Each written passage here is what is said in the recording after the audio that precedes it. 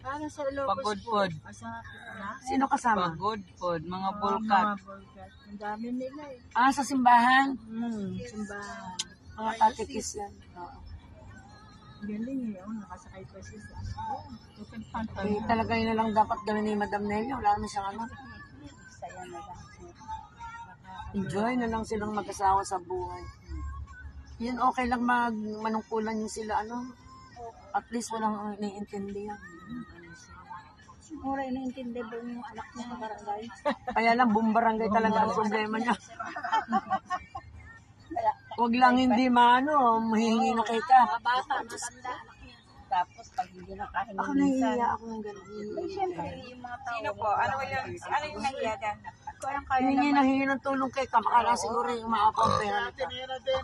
Sabado na nga kami. Oo. Ang laki ng bato. Bato ba ito? Ang laki ah. Okay naman tumulong talaga yung mga ano. Yung makakaya mo lang, di ba? Sabi ko,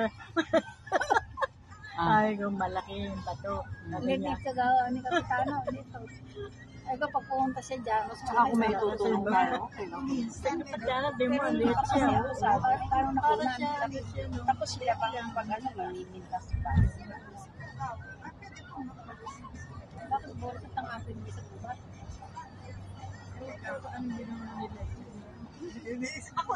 Parang ano nga, no? Parang mga Taga rito yun, kaya gano'n.